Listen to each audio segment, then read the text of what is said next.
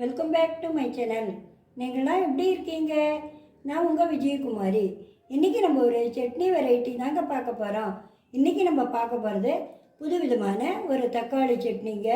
தக்காளி சட்னிலே எவ்வளோ வெரைட்டி போட்டிருக்குங்க. இது ஒரு புதுவிதமாக சிம்பிளாக ஈஸியாக பண்ணுறதுங்க. டேஸ்ட்டாக இருக்கும்.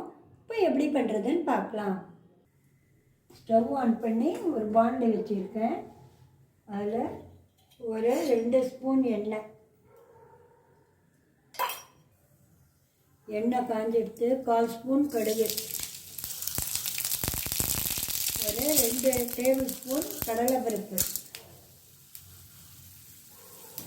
2 டேபிள் ஸ்பூன் உளுத்தம்பருப்பு,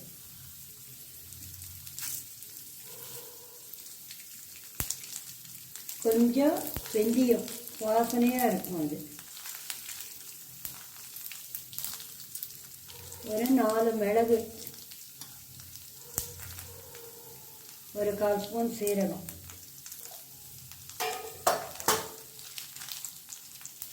மூணு வரமிளகாய், ஒரு புடி கருவேப்பிலை. இதெல்லாம் போட்டு நல்லா பருப்பெல்லாம் சிவக்கிற வரைக்கும் வறுத்துக்கணும். பருப்பெல்லாம் நல்லா சிவந்து எடுத்துங்க. இதில் ஒரு பெரிய வெங்காயம் அதை கட் பண்ணி வச்சுருக்கேன், அதை போட்டுக்கலாம். போட்டு இதை ஒரு 2 நிமிஷம் வதக்கணும். ரொம்ப வதக்கணும்னு இல்லை, 2 நிமிஷம் வதக்கினா போதும். வெங்காயம் 2 நிமிஷம் வதங்கியாச்சுங்க. இது 3 தக்காளி, பெங்களூர் தக்காளி, அதை இதில் போட்டுக்கலாம். இது சப்பாத்தி, இட்லி, தோசைக்கெல்லாம் ரொம்ப நல்லா இருக்கும் இந்த சட்னி பண்ணி வச்சுருக்கீங்க. இதையும் நல்லா வதக்கணும்.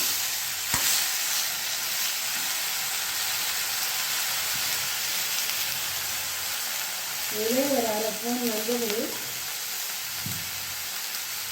ஒரு 1/2 ஸ்பூன் பெருங்காயத்தூள், ஒரு 1/2 ஸ்பூன் உப்பு. நீங்கள் உப்பு காரம்லாம் எவ்வளோ சட்னி அரைக்கிறீங்களோ அதுக்கேற்ற மாதிரி போட்டுக்கலாம். இதை நல்லா வதக்கணும். இப்போ இதில் கொஞ்சோண்டு ஒரு கோலி அளவுக்கு இந்த நாரெல்லாம் எடுத்துருங்க. எடுத்துட்டு கொஞ்சமாக புளி, அது புளி சேர்த்தா அந்த புளியோட டேஸ்ட்டும் அந்த காரம் உப்பு எல்லாம் ரொம்ப நல்லா இருக்கும். 2 நாள் வச்சுருந்தாலும் உங்களுக்கு கெடாமல் இருக்கும். இதில் மிளகும் சேர்த்துருக்கோம், மிளகாயும் சேர்த்துருக்கோம். இது டேஸ்ட்டே சூப்பராக இருக்குங்க. இப்போ இதை நல்லா வதக்கியாச்சு. ஸ்டவ் ஆஃப் பண்ணிவிட்டு இதை ஆற விட்டு அரைச்சிக்கலாம். இப்போ பாருங்கள், இந்த மாதிரி சட்னி அரைச்சி வச்சு இதுக்கு தாளித்து வெட்டிக்கலாம். ஸ்டவ் ஆன் பண்ணி ஒரு கரண்டி வச்சுருக்கேன். அதில் 2 ஸ்பூன் எண்ணெய், ஒரு 1/4 ஸ்பூன் கடுகு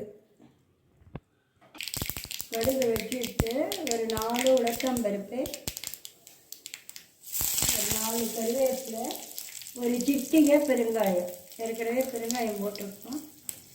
இதை போட்டு பருப்பு சிவந்ததும் சட்னியில் கொட்டிடணும். இப்போ இதை சட்னியில் கொட்டிடலாம். சுவையான தக்காளி சட்னி ரெடி. நீங்கள் இது எப்படி இருக்குன்னு ட்ரை பண்ணி பார்த்துட்டு எங்களுக்கு சொல்லுங்கள், கமெண்ட்லேயும் போடுங்க. ஃபஸ்ட் டைம் பார்க்குறவளா இருந்தால் லைக், ஷேர், சப்ஸ்கிரைப் பண்ணுங்கள். பக்கத்தில் இருக்க பெல் பட்டனையும் அழுத்துங்க. தேங்க்யூ.